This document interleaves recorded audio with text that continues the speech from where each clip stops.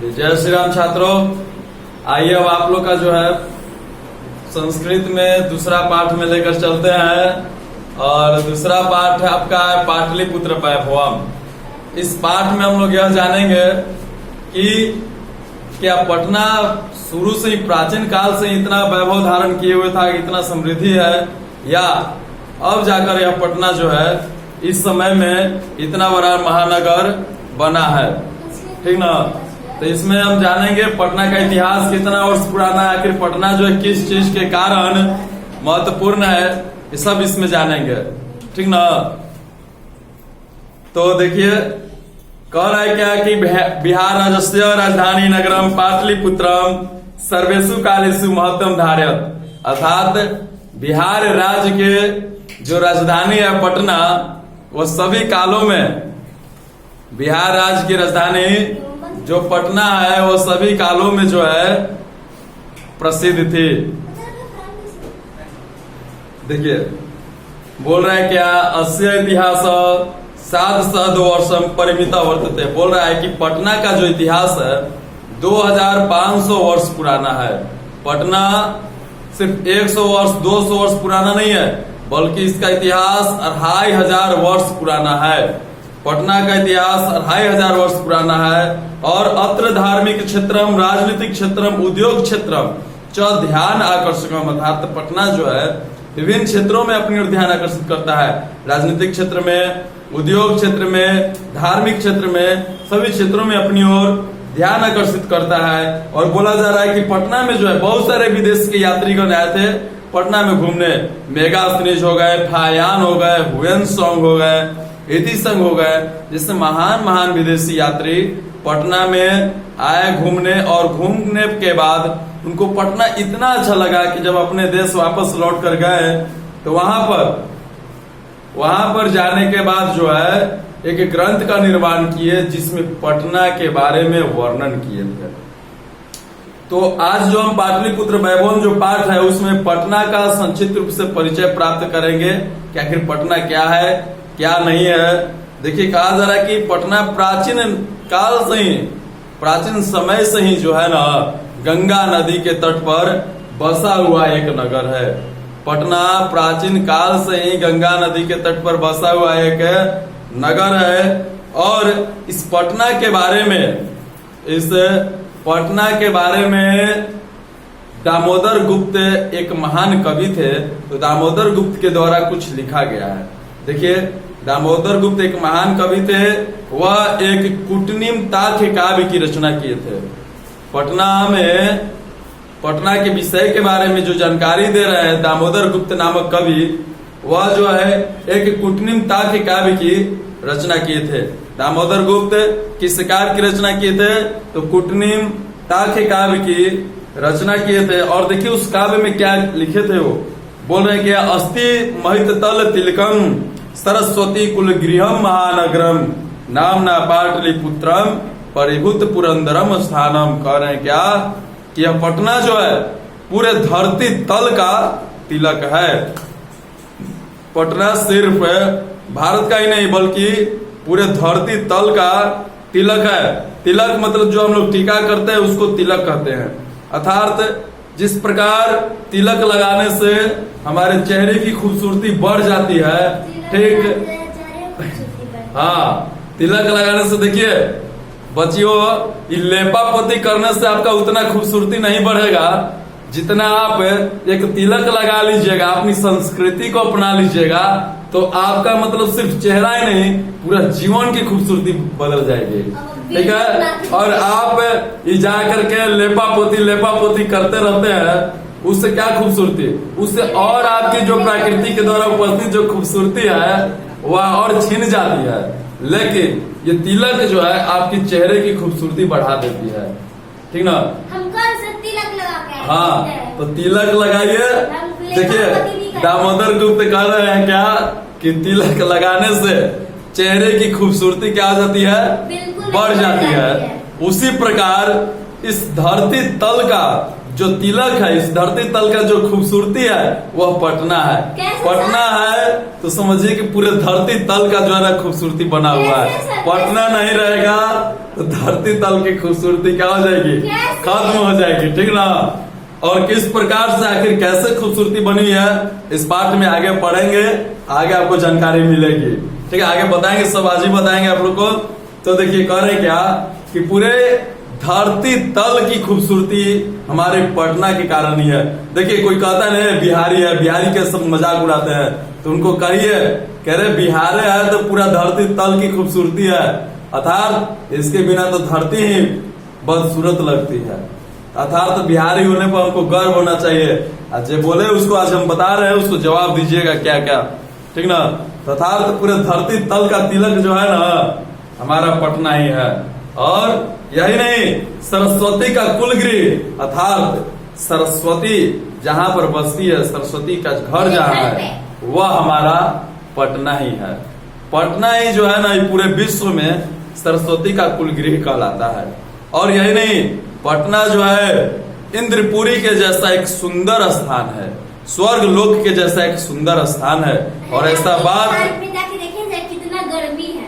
और ऐसा बात जो है कुछ ऐसा बात जो है दामोदर गुप्त नामक कवि लिखे हैं। और कहा लिखे हैं तो कुट्रिमता के काव्य में लिखे हैं, ठीक है।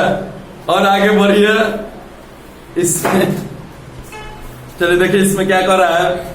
इतिहास सूर्यते यद गंगा स्थिरे बुध काले पाटली ग्राम स्थिता आसित। अर्थात देखिए पटना ये आजकल का नाम है, पहले क्या क्या नाम हुआ करता था जानते हैं, ठीक ना। तो इतिहास के अनुसार सुना जाता है, इतिहास के अनुसार यह बताया गया है कि पटना का जो पुराना नाम है पाटली ग्राम है। अर्थात पहले जो पटना जो है ना एक नगर, एक शहर नहीं हुआ करता था, बल्कि पहले जो पटना जो है एक गांव हुआ करता था, ठीक ना। पटना पहले एक गांव हुआ करता था। तो बोल रहे हैं क्या कि भगवान बुद्ध के समय पटना का नाम पाटली ग्राम था। और यह इतिहास के अनुसार सुना जाता है। और कहा जाता है कि भगवान बुद्ध बहुत तपस्या करने के बाद पटना आए थे। भगवान बुद्ध बहुत तपस्या, बहुत सालों तक तपस्या की है। और बहुत सालों की तपस्या करने के बाद वो जो है ना घूमते घूमते, देखिए साधु महात्मा लोग जो है ना कभी गांव कभी वो गांव कभी वो गांव, सभी गांवों में घूमते रहते थे। तो घूमते घूमते जो है ना पाटली ग्राम में आकर पहुंचे। और देखिए जो लोग कहते हैं कि भविष्यवाणी कुछ नहीं होती है, भविष्यवाणी पर विश्वास नहीं करते हैं, आज उनको हम बता रहे हैं भगवान बुद्ध जब पाटली ग्राम में गांव में आए थे तो उस समय यह भविष्यवाणी किए थे कि यह पटना जो है ना, यह पाटली ग्राम जो है ना अभी सिर्फ एक गांव है, लेकिन आगे जाकर के यह एक महानगर बनेगा। और यही नहीं, महानगर नहीं बनेगा, महानगर तो बनेगा ही बनेगा, लेकिन बहुत सारी आपदाएं आते रहेगी, ठीक ना। बहुत सारे यहाँ पर प्राकृतिक के द्वारा या मानव निर्मित आपदाएं जो है आती रहेगी, ठीक है। यहाँ पर बहुत सारी आपदाएं आती रहेगी, मानव निर्मित आपदाएं हो या प्राकृतिक के द्वारा, जैसे बाढ़ हो गया, अग्नि हो गया, सूखा हो गया, ठीक ना। यह सब हो गया प्राकृतिक के द्वारा। मानव निर्मित आपदाएं जैसे वहां पर दिन प्रतिदिन देखते रहते हैं, आंदोलन होते रहता है, लड़ाई झगड़ा होते रहता है, ठीक ना। तो यह सब जो है विभिन्न प्रकार की आपदाएं आते रहेंगे। और वो बात आज से 2500 वर्ष पहले बोल गए थे, और वो बात अब जाके जो है दिखाई देता है कि हाँ सच है। अर्थात भविष्यवाणी तो सत्य होती है, ऐसा नहीं कि भविष्यवाणी गलत होता है। बस उस पर विश्वास रखिए और धैर्य के साथ देखिए, तब मालूम चलेगा कि हाँ भविष्यवाणी होती है, ठीक ना। भविष्यवाणी जो लोग अलग से ज्ञान प्राप्त करते हैं, आध्यात्मिक ज्ञान, वही लोग कर पाते हैं, ठीक ना। और देखिए इधर कह रहे हैं क्या कि कालांतर ने अर्थात समय जैसी बदला उसी इसका नाम पाटली ग्राम से पाटलिपुत्र रख दिया गया। और चंद्रगुप्त मौर्य जब पटना पर राज करते थे, जब पटना को अपनी राजधानी बना कर रखे थे, उनके समय में यूनान के राजदूत मेगास्थनीज पटना घूमने आया था, चंद्रगुप्त मौर्य के समय यूनान के राजदूत मेगास्थनीज जो है पटना घूमने आया था, और आकर के उस समय इनको पटना इतना अच्छा लगा कि वह गए और अपने देश में पटना के बारे में वर्णन किए और एक ग्रंथ का निर्माण किया, और उस ग्रंथ में यह बताएं कि पटना जो है चंद्रगुप्त मौर्य के समय पटना की रक्षा व्यवस्था अति उत्कृष्ट थी, मतलब बहुत ही अच्छी थी, बहुत ही अच्छी थी। ये कौन बोला? तो मेगास्थनीज बोले।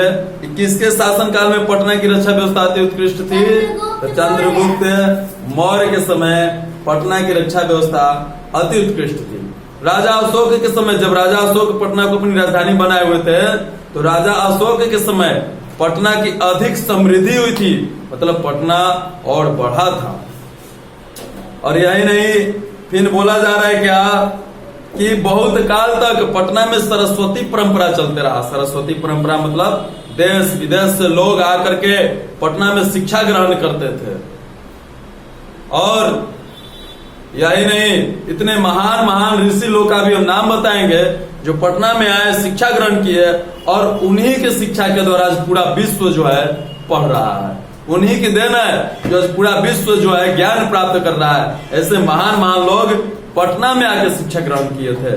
समझ जाइए था, तो पूरा विश्व का ज्ञान देने वाला हमारा पटना ही है, हमारा बिहार ही है। तो इसीलिए हमको अपने बिहारी होने पर गर्व है। ठीक है। और देखिए कह रहे हैं क्या, कौन कौन लोग? तो ऐसा बात जो है, एक राजशेखर नामक बहुत बड़े कवि थे। राजशेखर जो है अपने काव्य मीमांसा नामक ग्रंथ में लिखे थे। ठीक ना। राजशेखर नामक एक कवि थे जो अपने काव्य मीमांसा नामक ग्रंथ में लिखे थे क्या कि अत्रो पवर्ष वर्षा भी पानी पिंगल व्यागी वरुचि पतंजलि यह परिचिता ख्यातिम जगमु यथार्थ। कहा जा रहा है कि पटना एक ऐसा स्थान है जहां पर वर्ष प्रति वर्ष, पटना एक ऐसा स्थान है जहां पर वर्ष प्रति वर्ष वरुचि, पतंजलि, परिचित, व्यांगी, पाणिनि, पिंगल जैसे महान महान महर्षि लोग जो है आकर शिक्षा ग्रहण किए थे। पतंजलि मतलब वो प्रोडक्ट नहीं, पतंजलि जो है एक महर्षि थे जो हमारे रामदेव बाबा जो है उनके गुरु जी के वो गुरु थे। ठीक ना। तो ये महर्षि लोग आकर के पटना में शिक्षा ग्रहण किए, और यही लोग जो है आज पूरे संसार को ज्ञान देने का काम कर रहे हैं। आपको हम बता दें, संस्कृत व्याकरण की जो रचना है महर्षि पाणिनि ने ही किया था। योग दर्शन की रचना पतंजलि ने किया। ठीक ना। शिक्षा की रचना महर्षि पाणिनि ने ही किया। तो देखिए इतना बड़ा बड़ा जो पूरे विश्व को ज्ञान दे रहा है वो हमारी ही देन है। अर्थात बिहार में ऐसे ऐसे लोग हैं जो पूरे विश्व का संचालन कर सकते हैं। अर्थात हमको बिहारी होने पर गर्व होना चाहिए। अगर कोई बोले तो कहना कि बाबू तू एक बार 10वां क्लास में जाके पढ़ के देख लो, अभी आगे की तो बातें अलग है। तुमको उसी समय तुम्हारा औकात दिखाई देगा कि बिहार क्या है, तुम क्या है। ठीक ना। तो अगर कोई आपसे बोले तो धर को उसका मुंह नोच लीजिए, कहिए कि पगला कहा है तू। बहुत किस्मत होता है तब हम लोग बिहार में पैदा होते हैं। बिहार एक ऐसा स्थान है। ठीक ना। तो यहाँ पर सिर्फ एक कोर्स नहीं, हर वर्ष देखिए एक वो समय था जब पटना में, बिहार में सभी जगह से लोग शिक्षा ग्रहण करने आते थे। और आज एक ऐसा समय इससे क्या आ गया कि बिहार के लोग अब दूसरा जगह शिक्षा ग्रहण करने जाते हैं। वो इसलिए कि हम लोग अपनी संस्कृति को, अपने ग्रंथ को भूल गए हैं। अंग्रेजों के ग्रंथों को, अंग्रेजों के संस्कृतियों को अपनाते जा रहे हैं। इसलिए आज जो भारत विश्व गुरु हुआ करता था आज दूसरा जगह जाके ज्ञान प्राप्त करता है। नहीं तो पहले के सभी जगह के लोग भारत में, वो भी बिहार में आकर शिक्षा ग्रहण करते थे। ठीक है। आपको बता दें पाणिनि बिहार में आकर के शिक्षा ग्रहण किए थे, और यहाँ पर शिक्षा ग्रहण करने के बाद वो संस्कृत व्याकरण की रचना किए थे। यहीं पर वो आके ग्रंथ पढ़े थे। और कुछ लोग गूगल पर भी डाल दिए हैं कि संस्कृत के जनक पाणिनि है। और खुद पाणिनि पटना में आके संस्कृत पढ़ा था, और कैसे संस्कृत के जनक हो सकता है? समझे? तो ये सब गलत है। पाणिनि व्याकरण की रचना किए थे जो बिहार में आकर शिक्षा ग्रहण किए थे। और कहा जा रहा है, देखिए इतिहास के अनुसार हम लोग जान गए कि पटना का पुराना नाम पाटलिग्राम था, लेकिन कुछ संस्कृत के प्राचीन ग्रंथ है। तो कुछ ग्रंथों के अनुसार हमको यह मालूम चलता है क्या कि पटना का पुराना नाम कुसुमपुर या पुष्पपुर था। ठीक ना। कुछ संस्कृत ग्रंथों के अनुसार यह मालूम चलता है कि पटना का पुराना नाम पुष्पपुर और कुसुमपुर था। तो आखिर इसका पुष्पपुर और कुसुमपुर नाम काहे रखा गया? देखिए, किसी भी नाम के पीछे, किसी भी व्यक्ति के नाम के पीछे जो है ना कारण होता है। जैसे कि मान लीजिए कि हम किसी को देख करके कह दिए, ठीक ना, कोई भी व्यक्ति को देखकर कहे कि गधा है, आखिर गधा वाला ही काम कर रहा है तो ये गधा है। कोई भी कह दिए कि बंदरी है तो बांदर जैसा है, बंदरी वाला काम करे, बंदरी है। ठीक ना। कोई भी कह दिए संतरा है तो संतरा जैसन है। ठीक ना। तो अर्थात किसी का भी उपनाम जो है ना उसके लक्षण को देख करके कहा जाता है। अब मान लीजिए कोई के कह दिए कि करियठा है, अब भाई वो करिया तो उसका नाम धरकर करियठा कह दिए। ठीक ना। कोई काम कह दिए जो है ना कि मोटका है। ठीक ना। तो देखिए, किसी भी व्यक्ति का नाम जो है ना उसके लक्षण पर, हमरे है तो कोई बाबा कह देता होगा, तो कोई क्या कहता है भाई उसका लक्षण है। ठीक ना। हाँ, कोई बुराइन हमारा मुछरो कह देती है, कोई रावणों कहते रहता है, तो भाई उसका लक्षण है। अगर वैसा देखिए तो बोले ना कि किसी का भी उपनाम उसके लक्षण उपलक्षण पर निर्धारित करता है। तो उसी प्रकार इस पटना का नाम जो है कुसुमपुर पुष्पपुर काहे रखा गया? क्या ऐसा लक्षण था का आखिर था कि इसका नाम कुसुमपुरा पुष्पपुर रखा गया? तो देखिए, हम बता रहे हैं कि प्राचीन काल में ग्रंथ में बताया गया है कि प्राचीन काल में पटना के समीप बहुत सारा फूलों का उत्पादन होता था। कुसुमपुर। ठीक ना। बहुत सारे पुष्पों का उत्पादन होता था, जिसके कारण इसका नाम पुष्पपुर या कुसुमपुर रख दिया गया। लेकिन फिर आगे हम चलते हैं तो देखते हैं कि पटना का नाम अब पाटलिपुत्र रख दिया गया।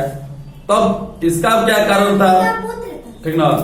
पटना का नाम पाटलिपुत्र काहे रख दिया गया? तो मालूम चलता है क्या कि प्राचीन काल में जो पुष्प का उत्पादन हुआ करता था उस पुष्प में सबसे प्रसिद्ध पुष्प पाटल पुष्प हुआ करता था। पाटल का अर्थ होता है गुलाब का फूल। ठीक ना। तो पाटल पुष्पों का सबसे ज्यादा उत्पादन होता था।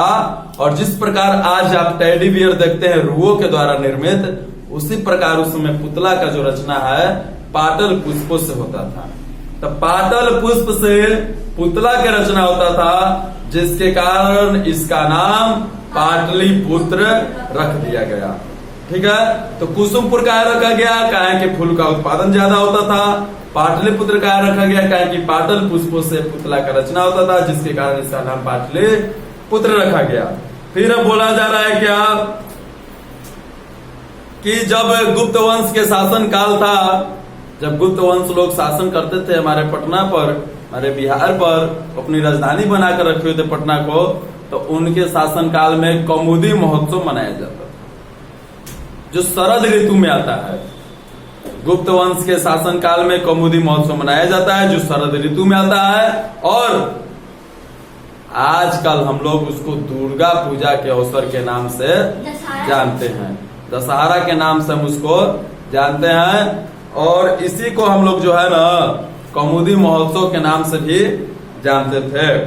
और देखा जा रहा है कि समय बीतते गया, पटना की वृद्धि होते गई, समृद्धि होते गई। और ये जो हम पटना के बारे में इतना सारा जो पढ़ रहे हैं वह एक प्राचीन ग्रंथ है, और उस ग्रंथ का नाम है मुद्रा राक्षस नामक ग्रंथ। मुद्रा राक्षस नामक ग्रंथ में पटना का जो है वर्णन किया गया है। और इसमें बताया गया है कि जब मुगल वंश पटना पर राज करते थे तो उनके समय में भी पटना की ज्यादा समृद्धि हुई थी। और जब अंग्रेज लोग राज करते थे तो पटना की सबसे ज्यादा विकास हुआ था। और यही नहीं, बोला जा रहा है कि अब पटना जो शब्द पहले पाटलिपुत्र था, और यह पटना इसका नाम पड़ा मध्यकाल में। प्राचीन काल में पाटलिपुत्र था, मध्यकाल में इसका नाम हो गया पटना। और यह पटना शब्द जो है पतन शब्द से लिया गया है। अंग्रेज लोग आकर पतन करते थे, पतन शब्द से ही पटना शब्द लिया गया है। और कहा जा रहा है कि पटना नगर की पालिका देवी पटन देवी के नाम से आज भी पूजी जाती है।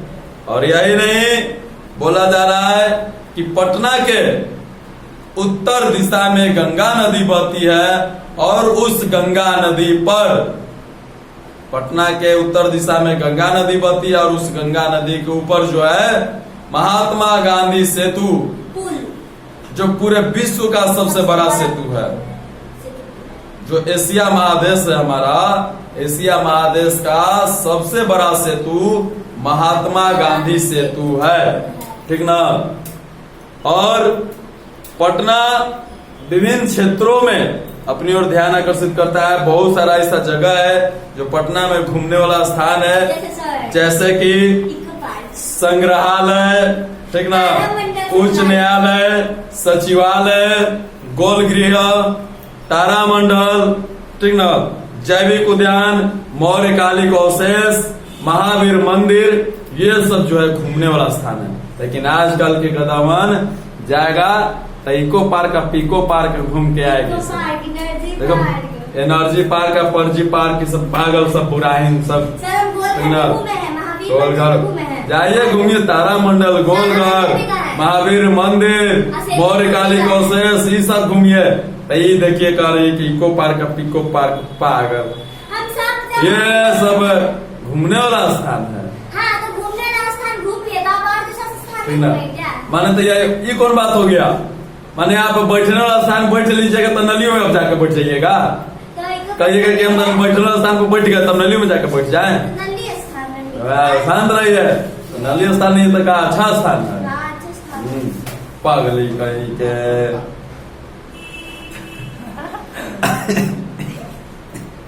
बुराई ना कि पूरा सगरो जहां जाएगा उसका बेइज्जती होते रहेगा। और देखिए पटना जो है